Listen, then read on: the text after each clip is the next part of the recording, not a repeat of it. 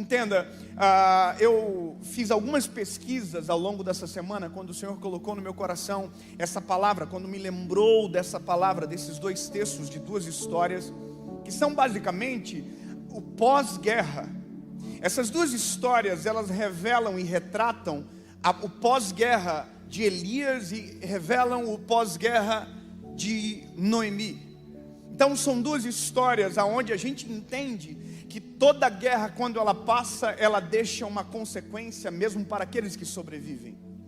Existem as marcas da guerra, existem os sintomas que mesmo quando você vence, você, se não cuidar, vai carregar consigo.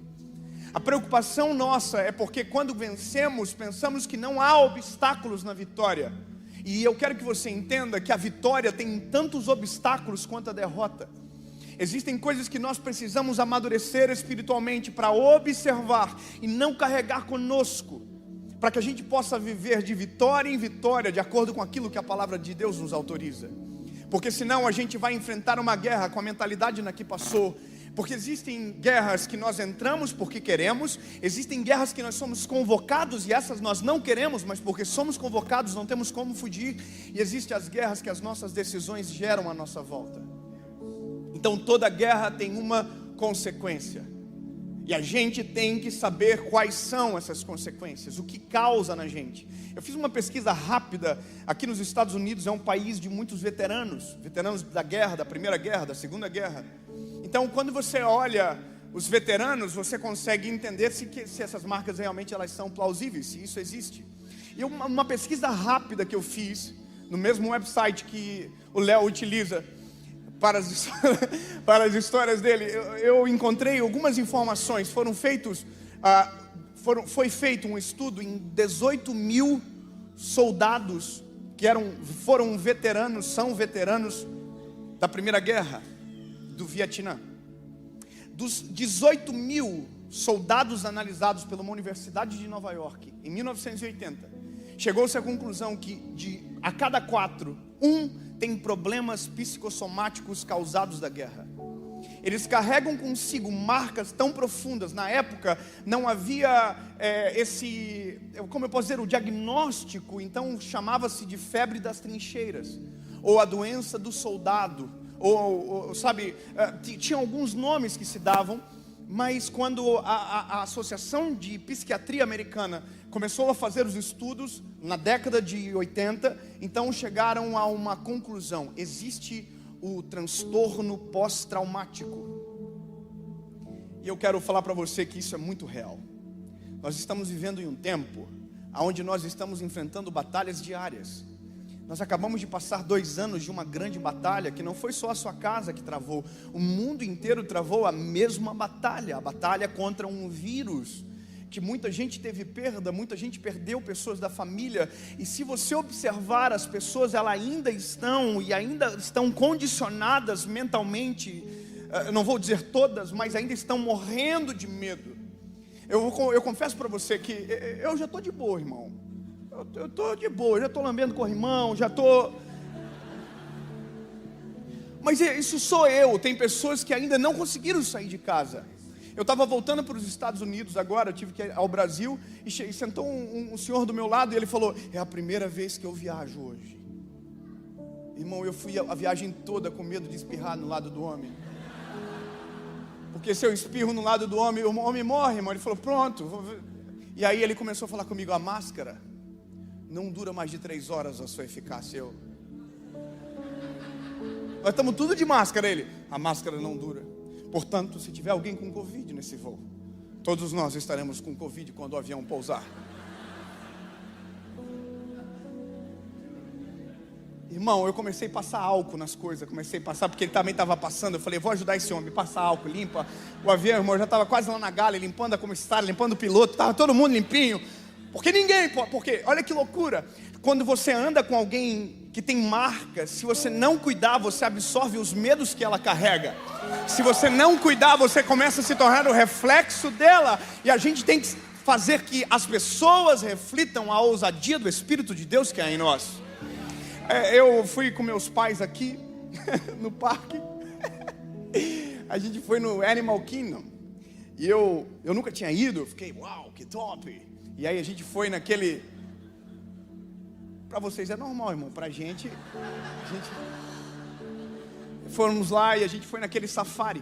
Irmão, a gente sentou no caminhãozinho, quem já foi sabe o que eu estou falando, tem um caminhãozinho top. E nós estamos todos sentados, vamos ver os bichinhos, tá? Eu, papai, mamãe, Paula, João, família toda. Toda a família Buscapé. Irmão, tinha uma família na frente. E aconteceu uma coisa. A minha mãe tossiu.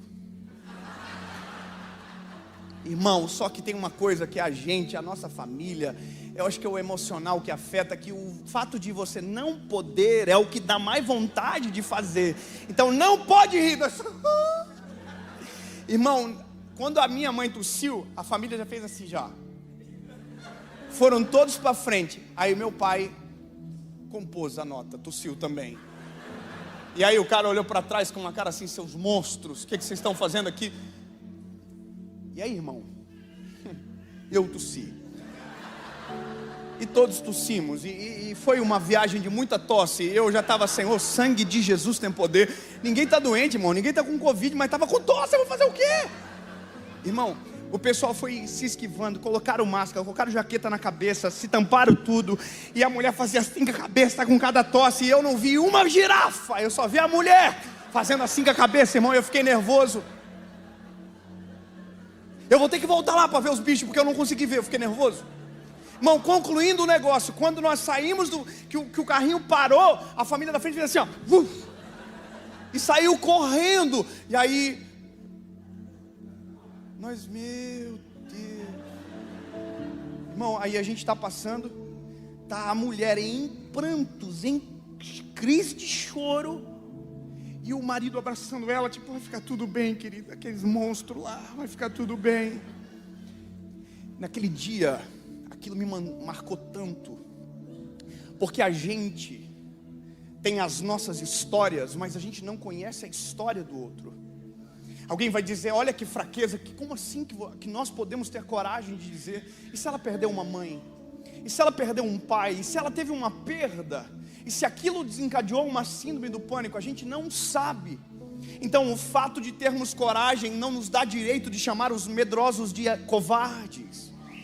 Entende? Quando nós absorvemos essa postura de empatia, de compreender a dor do outro, nós conseguimos de maneira efetiva ser o remédio que a nossa geração precisa. Quando nós olhamos para... Aleluia! Quando nós entendemos isso, que guerras deixam marcas. E eu vou provar para você pela palavra, eu tenho pouco tempo. E eu quero provar. Não preciso provar, mas você quer. Você quer. A gente precisa. Porque a gente está saindo de uma guerra, e a gente já entrou em outra. E amanhã tem outra, e tem os boletos tudo esperando, vem, e cada dia é uma batalha diferente. Olha só. Nós demos um texto de um pós-guerra, de dois. O primeiro é de Elias. E se você conhece a história de Elias, você entende que o que ele viveu é muito exitoso. Elias não perdeu uma batalha. Elias, pelo contrário, ganhou uma grande batalha. A Bíblia diz que Elias estava sendo afrontado pelos profetas de Baal com relação à divindade, à resposta, o poder para responder do Deus de Israel. E a Bíblia diz que Elias desafiou os profetas. Coloquem o sacrifício de vocês na pedra, em cima, e peçam para que o Deus de vocês consuma com fogo. Façam isso. E aí a Bíblia diz que os profetas de Baal começaram a gritar por Baal, dizendo, Baal, desce fogo do céu. E nada aconteceu. E a Bíblia diz que Elias começou a rir, dizer, vocês estão perdendo tempo, não vai acontecer nada. Aí ele diz, agora é minha vez. A Bíblia diz que ele consertou o lugar de sacrifício, o altar de sacrifício. Colocou 12 pedras que simbolizavam as 12 tribos. E aí a Bíblia diz que Elias é tão atentado, é tão vida louca, irmão, que ele falou assim, agora eu vou elevar o nível da parada. Derrama água. derrama água. A Bíblia diz que ele cortou o novilho, colocou em cima. E olha que loucura, olha que homem corajoso. Concorda comigo que ele é muito corajoso? E ele diz, derrama água em cima. E a Bíblia diz que derramaram 4 jarros de água, a ponto de encher as valetas que estavam em volta. E aí a Bíblia diz que Elias levantou as mãos para o céu e disse, Deus, a minha parte eu fiz, agora faz a tua. E desce fogo do céu. E a Bíblia diz que o fogo do céu desceu e lambeu a água, que até a água das valetas secaram. Ei, o que Deus fez foi provar, Elias, eu sou contigo, irmão. Tu é meu menino, eu estou contigo. Se você crer, eu faço. Eu derramo o fogo do céu. Aí olha que coisa doida, a Bíblia diz que o fogo consumiu, lambeu o lugar de sacrifício, secou a água das valetas. E a Bíblia diz que naquele dia todos os profetas, que eram mais de 400, foram mortos por Elias. Uau! Entende? É uma guerra de êxito. É uma guerra aonde quem entrou venceu. E aí a nossa mentalidade é que se eu venço uma guerra, está tudo bem. Se eu venço uma guerra, eu posso dizer, vem a próxima, levanta, bora, vamos. É isso que a gente pensa às vezes, e não é assim. Mesmo na vitória existem as marcas que ficam. Existem cicatrizes que precisam ser observadas. Existem os traumas que são deixados ao longo da caminhada. Entenda, um homem corajoso, poderoso na batalha, que confia no Deus de Israel, recebe uma notícia. Ah, irmão, isso aqui é sinistro. A Jezabel ficou sabendo o que ele havia feito e mandou um bilhetinho para ele. O Elias, nas próximas 24 horas, eu vou matar você. A nossa concepção é, irmão, quem Jezabel pensa que é? A gente está falando de Elias, que acabou de derrotar e matar na espada mais de 400 profetas de Baal. Quem é Jezabel? Pois é, essa é a primeira coisa que eu quero que você entenda. Quando nós passamos uma guerra e quando nós ficamos marcados por ela, nós começamos a olhar os próximos adversários de maneira equivocada. É como se nós olhássemos para um gatinho e começássemos a enxergar um leão, porque a gente está cansado da última batalha. Então a gente está com tanto medo que a gente não quer uma nova batalha. E aí é o caminho que muita gente às vezes segue. Consegue vencer uma batalha e logo depois vai embora e foge. Eu tenho amigos que queriam ter filhos e batalharam, oraram, clamaram, e quando Deus respondeu, foram embora. Sabe, aquela batalha foi vencida, mas algumas marcas, parece que elas permeiam o nosso coração e o nosso espírito. Bom, irmão, o que eu quero só que você saiba é que Elias, quando ele soube que Jezabel ameaçou ele foi embora. A Bíblia diz que ele não só fugiu, como ele também desejou a própria morte. Irmão, ele tinha vencido uma guerra. Como alguém que vence uma guerra, está morrendo de medo para uma mulher e deseja a própria morte. Eu só quero que você entenda, toda guerra deixa marcas, mesmo quando você as vence. E é isso que mantém a gente centrado e humilde. Isso é para manter a gente humilde. É para manter a gente no centro da direção, da palavra, da vontade, do comando do Eterno. Eu passei uma semana agora, num propósito com o Senhor Jesus. Eu acordava de manhã, ia para um lugar de oração que tem lá no condomínio, coisa mais linda, irmão. Só aqui para ter esse trem top. E eu acordava e ia para aquele lugar. E a minha oração para o Senhor é: Jesus, eu ainda preciso da tua voz, eu ainda preciso da tua direção. O fato de eu ter escolha não significa que eu sei escolher. O fato de eu saber alguma coisa não significa que eu conheço o futuro. Senhor, eu preciso que o Senhor me dirija. Sabe o que é isso? Uma guerra foi vencida, mas ainda existe mais guerras pela frente. E se o Deus de Israel não estiver comigo, não dá certo.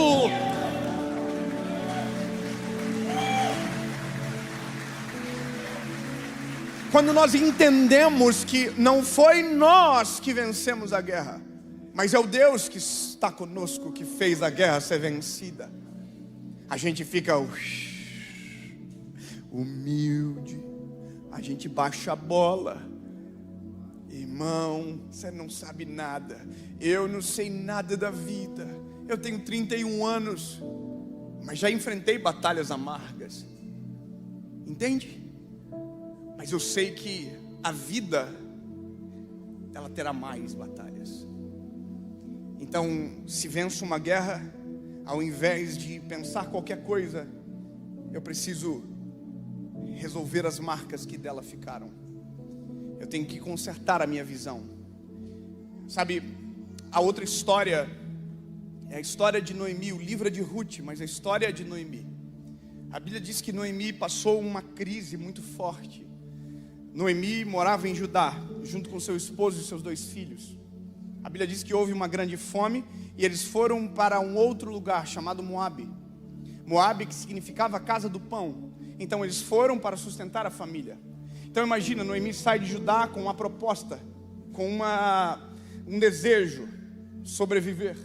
E aí Noemi vai para Moabe. Quando chega em Moabe, a Bíblia diz que pouco tempo depois o marido dela morre.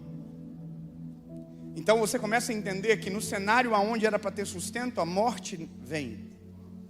Agora, olha que loucura isso aqui. A Bíblia diz que não foi só os filhos de Noemi que morreram.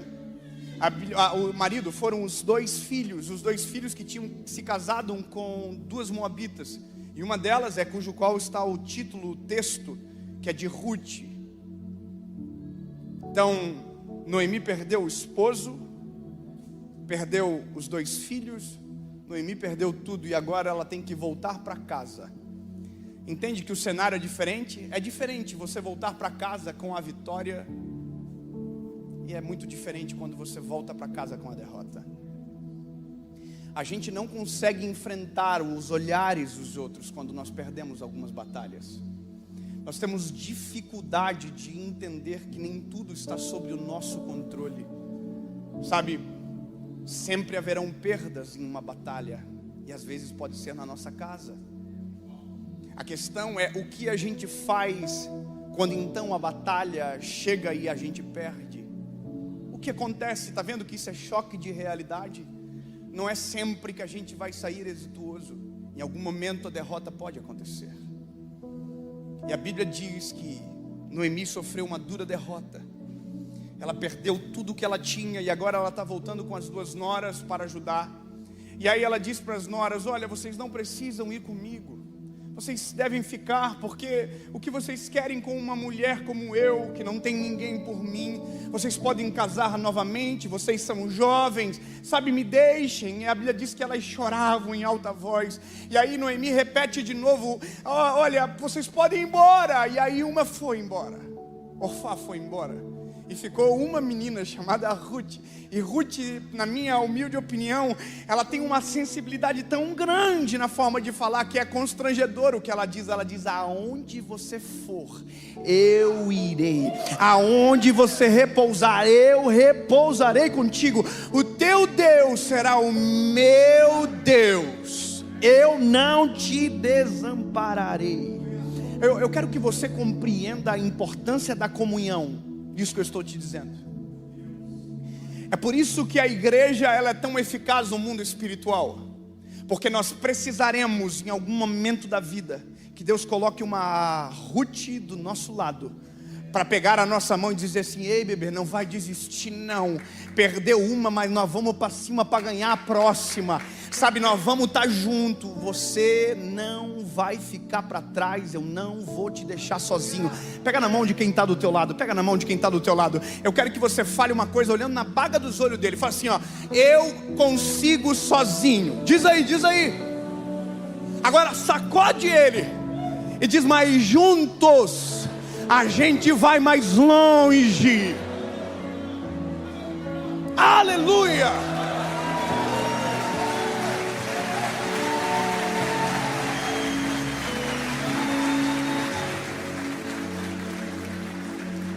O pós-guerra é dramático para Noemi. Noemi está voltando com Ruth. E agora, quando ela está chegando em Judá, todo mundo sabia quem ela era. E as pessoas começam a dizer: a Noemi está chegando. A Noemi voltou para casa. A Noemi está vindo. E a Bíblia diz que a sensibilidade, o que está acontecendo com ela, diz o seguinte, ela fala: não me chamem de Noemi, mas me chamam de Mara, porque Noemi significa agradável. Ela não se sente mais alguém agradável. Meu lindo, sabe o que é isso? As batalhas deturpam a nossa visão de Deus sobre nós e a nossa visão sobre Deus. Ela destrói a nossa visão. Então agora ela olha para ela e ela não sabe mais quem ela é. As guerras destroem muitas das vezes a nossa identidade. Nós começamos a esquecer quem somos só pelo fato de que uma coisa não deu certo. A gente exclui todas as demais. E nem tudo vai dar certo, bebê. Noemi diz: não me chamem de Noemi, porque eu não sou mais agradável. Eu era agradável antes de sair de Judá, mas agora voltando de Moabe, eu sou Mara, eu sou amarga. Eu li esse texto algumas vezes antes de pregar. Eu já utilizei ele para uma mensagem há dias atrás. Que incrível como Deus ele vai semeando no nosso coração as direções, e a gente vai pedindo para que o Senhor Jesus confirme as coisas. Eu confesso para você, eu não sou louco de pregar sem uma direção clara do Senhor. Não é sobre aquilo que a gente sabe, é sobre aquilo que Deus quer conversar com a sua igreja. Sabe, eu estava com essa palavra queimando no meu coração. Eu estava voltando para o Brasil, eu entrei dentro do avião, já tinha acontecido o cenário do parque. Eu entrei dentro do avião e quando eu chego no Brasil, eu abro o meu telefone e tem uma mensagem de um amigo meu. E meu amigo diz na mensagem: David, eu quero suicidar. Não tem mais esperança para mim, eu estou buscando os meios já para fazer. Eu já vi toda a parte de seguro que vai ficar para minha esposa. Tem um seguro que se eu suicidar ela vai conseguir igual. Eu vou acabar com a minha vida hoje. Irmão, na cabeça dele eu estava nos Estados Unidos. Na cabeça dele ele pensou: vou falar para o único que está longe, que não pode fazer nada. Eu tinha acabado de pousar no Rio Grande do Sul. Eu tinha acabado de pousar em Porto Alegre. Sabe onde ele mora? Ele mora no Rio Grande do Sul. Ele mora perto de Porto Alegre. E aí ele me manda essa mensagem, irmão, falando tudo isso. Eu pego o telefone e ligo: oi, lindo, tudo bem? O que está acontecendo? Aí ele começa a contar as batalhas que ele perdeu. Eu perdi essa batalha, eu estou para falir. Ele começou a contar as histórias dele. E eu comecei a dizer: Deus, eu estou entendendo. Eu estou entendendo. A palavra já está preparada. E agora eu estou no lugar certo, na hora certa, no lugar ideal para pregar e começar a viver essa palavra. Aí eu falo para ele assim: posso te dizer onde eu estou? Ele falou: pode. Eu estou no Rio Grande do Sul, indo para Gramado agora para pregar numa conferência. Eu não sei como tu vai fazer. Eu dou a tua entrada, mas você tem que pegar o carro agora, colocar a tua família dentro e vai para a conferência. Ele falou: não acredito que você está aqui. Eu não só estou aqui, como estou chegando perto de você. Bora, vai para a conferência. Irmão, ele entrou na conferência arrebentado, sentou atrás de mim.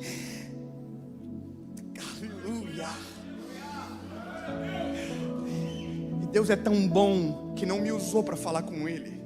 Deus usou um outro homem que foi até ele e lhe revelou tudo aquilo que havia acontecido, sobre o desejo de suicídio, sobre o desejo de morte.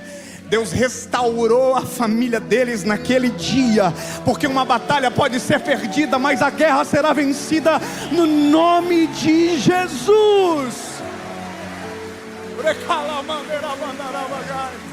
Ei, guerra é diferente de batalha. Batalha acontece todos os dias, a guerra é uma só. Nós podemos perder uma batalha, mas eu não admito perder a guerra. A guerra será vencida no nome de Jesus. Uma batalha se perdeu? Peraí, vamos ver o que eu posso fazer para na próxima não perder. Irmão, resumindo, eu volto para os Estados Unidos, estou vindo por culto, estou saindo do culto, recebo uma ligação: nós estamos com a nossa família tudo no parque. Deus restaurou a nossa casa, a morte não teve governo. Sabe o que é isso, meu lindo? A derrota de uma batalha pode mudar a visão de Deus, sabe, sobre a sua visão sobre Deus, mas não muda quem Deus é. Você pensa: Deus não está comigo. Lindo, Deus está com você. O fato de você não enxergá-lo no meio da tempestade não significa que Ele tenha perdido você de vista. Aleluia. Aí eu termino, porque agora deu. Normalmente alguém sempre faz assim, nossa. Tudo que é combinado dá certo, a gente não combinou, eu entendo.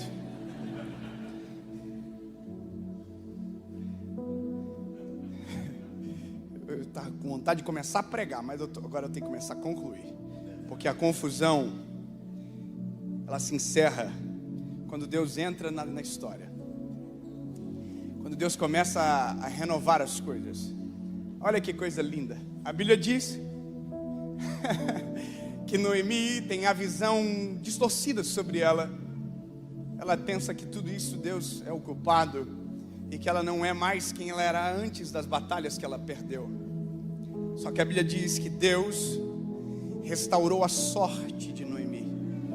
Eu quero que você diga para quem está do seu lado: Deus pode restaurar a sua sorte hoje. Deus pode restaurar a sua história hoje. Deus restaura. A Bíblia diz que o Senhor restaurou a sorte. Agora olha que coisa linda. A família dela tinha se perdido, mas se você olhar na genealogia de Jesus, tem alguém que aparece lá.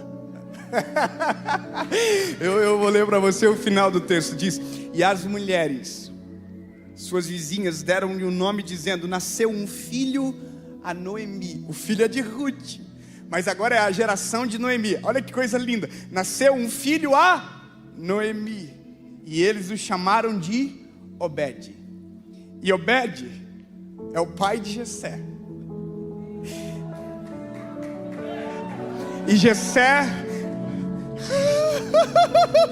Pera, vamos juntar para fazer junto. A Bíblia diz que ela teve um filho, ela casou com Boaz, e o nome do filho é Obed. Obed teve um filho, e o filho é Jessé. Jessé teve vários filhos, mas um deles é Davi. E o Deus que você serve é da raiz de Davi. Sabe o que é isso? Deus mudou. Celebra, pelo amor de Deus. Deus não muda só você, Ele muda a sua geração. A gente tem que entender que quando Deus age, Deus não age por mim, Deus não age por você, Deus age por nós. O que Deus fez na minha casa é para nossas famílias. E sabe qual que é a loucura de tudo? É porque eu hoje falo uma história. Eu conto da onde eu vim, quem eu sou. E eu digo: olha, eu sou a primeira geração de ministros da minha família. Mas um dia o meu filho vai dizer diferente. Ele vai dizer: não, eu sou a segunda geração de ministros. E aí pode vir o meu neto. Entende? O que Deus faz impacta gerações. Você pode ter perdido uma batalha, mas a guerra não será perdida. Eu preciso terminar. Aí a Bíblia diz do Elias. Eu tenho que voltar para o Elias, que o Elias está dentro de uma caverna. Ele está escondido. Eu vou morrer. Ele está escondido, esperando a Jezabel encontrar ele. Mas não foi a Jezabel que encontrou ele. Quem encontrou Elias, quem encontrou Elias foi o Deus de Israel. A Bíblia diz que o Senhor entrou na caverna e disse: Elias, levanta,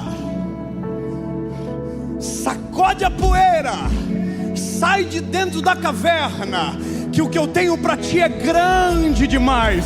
Vai, levanta, sai daí. Perdeu, não perdeu, meu lindo. Fica de pé, levanta. Agora, pega essa aqui, irmão. Só para nós terminar assim. Então são 12 mil pessoas acompanhando online agora, irmão. Glórias ao nome de Jesus. Escute. A Jezabel falou um negócio, tadinha, André. A Jezabel é muito louca. A Jezabel mandou dizer para Elias que ia matar Elias em 24 horas. Mas 24 horas já faz que Elias está escondido na caverna. Vou te contar um negócio. Passaram-se 24 horas. O que Jezabel tinha falado? Antes de 24 horas, Elias será morto. Então pega essa, passou 24 horas e a palavra de Jezabel não se cumpriu. Elias não morreu. Vamos fazer o seguinte, para você nunca mais esquecer isso. Eu vou falar quanto tempo passou e você diz: Elias não morreu. Só para nós gravar. Amém, amém, amém? Então bora, passou 24 horas. Então a palavra de Jezabel não tem poder sobre a vida de Elias. Então as circunstâncias não têm poder sobre você. Então as pesquisas, o que dizem, não tem poder sobre a sua casa. Só para eu entender, o que eu quero que você entenda é: os inimigos não têm poder sobre você. Passou 48 horas. Passou 72 horas. Passou um mês. E vai passar a vida inteira, porque Elias nunca morreu.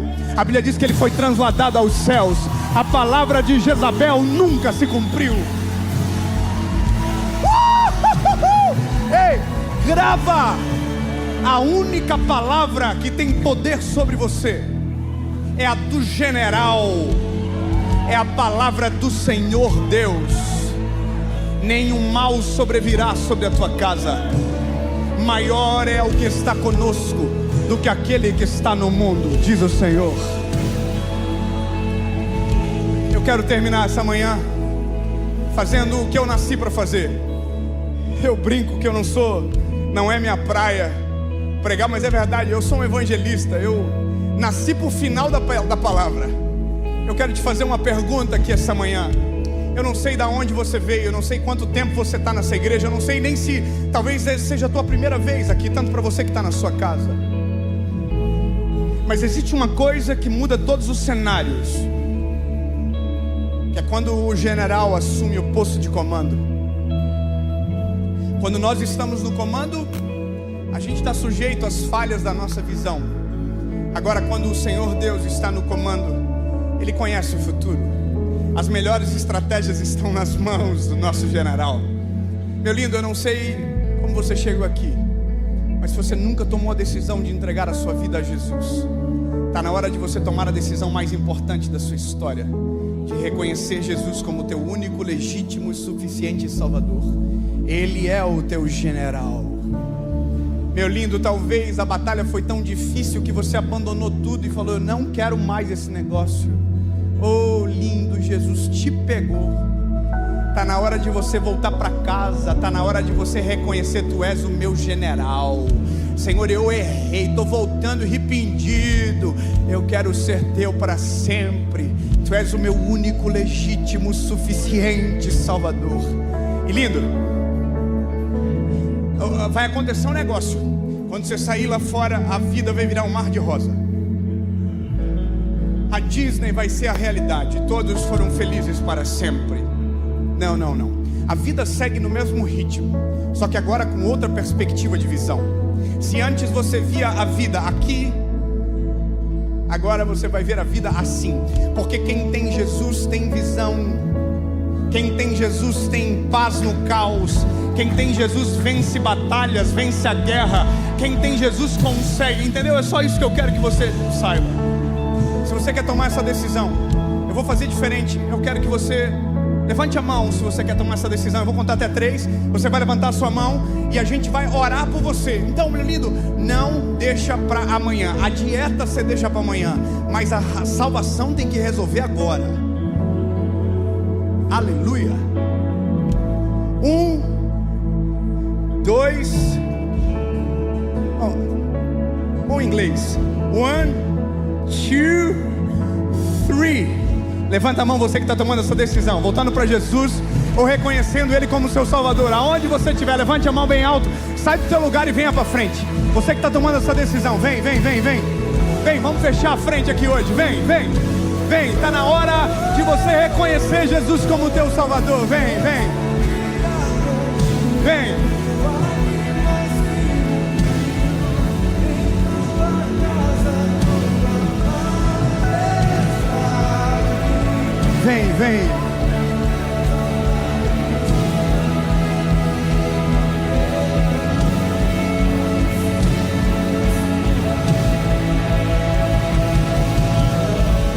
Deixa eu fazer um negócio.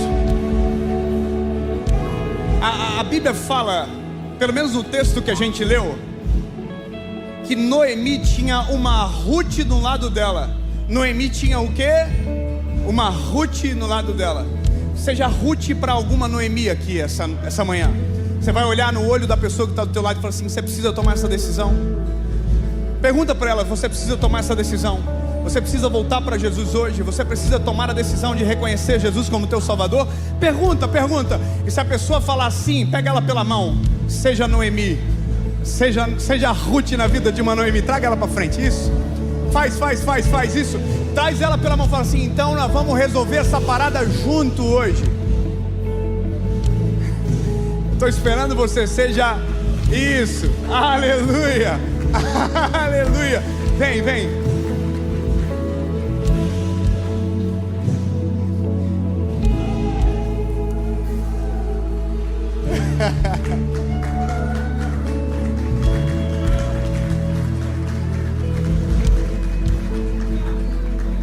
Vamos orar. Talvez você não entende, mas isso é uma batalha vencida. E talvez você nem entende o que está acontecendo, mas essa batalha não foi vencida só com você aqui na frente. Não, um joelho se levanta que estava dobrado por algum de vocês. Uma batalha de oração foi vencida para que uma decisão fosse tomada. Sabe o que é isso? Batalhas e batalhas são vencidas com uma decisão como essa.